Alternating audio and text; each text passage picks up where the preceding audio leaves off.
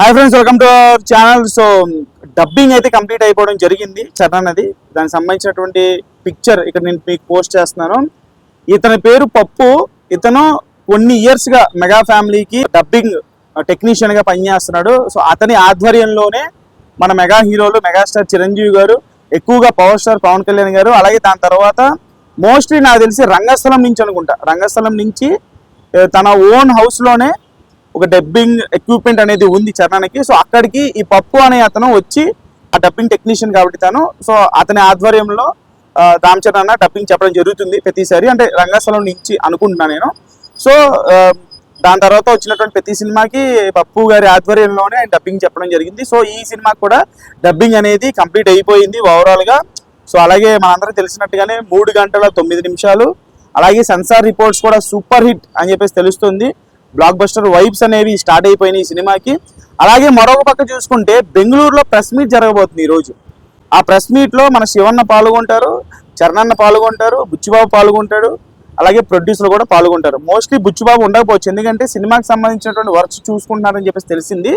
కానీ 50-50 ఛాన్సెస్, వస్తే బుచ్చిబాబు కూడా వస్తాడు. సో ఈ రోజు ఫస్ట్ అయితే చరణన్న ఇంటర్వ్యూ జరుగుద్ది బెంగళూరులో.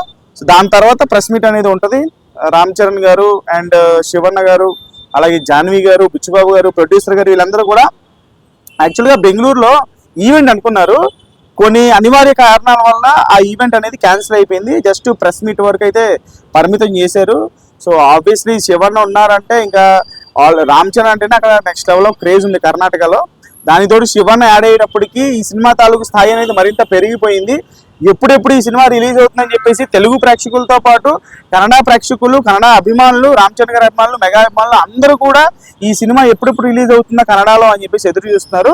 సో ఆల్ 5 లాంగ్వేజెస్లో, ఇటు తెలుగులో కావచ్చు, హిందీలో కావచ్చు, తమిళ్లో కావచ్చు, మలయాళంలో కావచ్చు, అలాగే కన్నడలో కావచ్చు, ఆల్ 5 లాంగ్వేజెస్లో మన సినిమా రిలీజ్ అవుతుంది. అలాగే అక్రాస్ గ్లోబ్, అంటే వీలైనంత వరకు మనకి ఎలాగో ఓవర్సీస్లో మన ఆడియన్స్ ఉన్నారు, ఇండియన్ ఆడియన్స్ సినిమా చూసేవాళ్ళు, అవి పక్కన పెట్టేస్తే మిగతా కంట్రీకి సంబంధించినటువంటి ఫ్యాన్స్ ఎవరైతే ఉంటారో, మన ఇండియన్ సినిమాలు చూసేటువంటి అభిమానులు, జపాన్ అభిమానులు, చైనా అభిమానులు, మిడిల్ ఈస్ట్ కొన్ని ఏరియాస్లో మనవి ఆడుతుంటాయి కదా.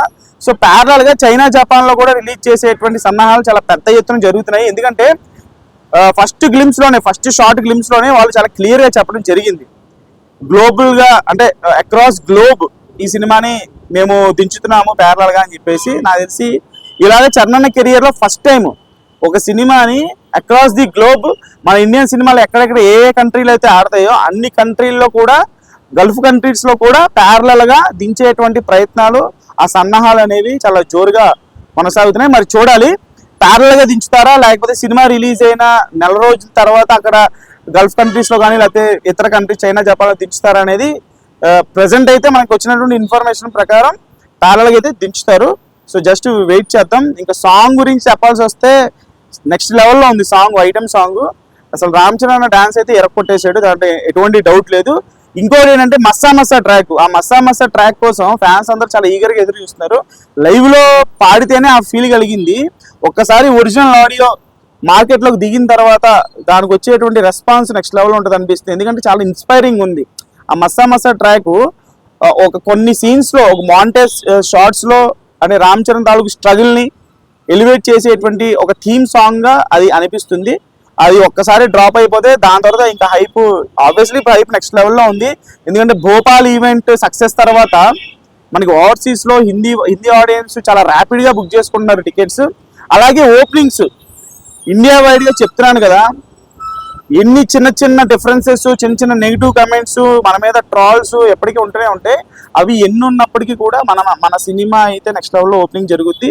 ఇటు ఆంధ్ర, తమిళనాడు, కర్ణాటక, తమిళ్లో కూడా ఈ సినిమాకి నెక్స్ట్ లెవెల్లో క్రేజ్ ఉండబోతుంది. ఎందుకంటే వ్యూవర్షిప్ కూడా గ్లిమ్షిప్ కానీ వాటికి చాలా బాగా వచ్చింది. అలాగే హిందీలో కూడా నెక్స్ట్ లెవెల్లో మనకి వ్యూస్ వచ్చింది కాబట్టి ఆఫ్టర్ భోపాల్ ఈవెంట్ అక్కడ కూడా మనకి ఈ సినిమా తాలూకు యాంటిసిపేషన్ పెరిగింది. కాబట్టి ఈజీగా మొదటి రోజు 250కి తగ్గదు నెంబరు, ఆ రేంజ్లో బాక్స్ ఆఫీస్ నెంబర్స్తో స్టార్ట్ చేసి ఇంకా ఎండింగ్కి ఎంత కలెక్ట్ చేస్తుంది అనేది నెంబర్స్ మీరే చెప్పాలి. సో ఛానల్ లైక్ చేయండి, షేర్ చేయండి, కమెంట్ చేయండి, సబ్స్క్రైబ్ చేసుకోండి.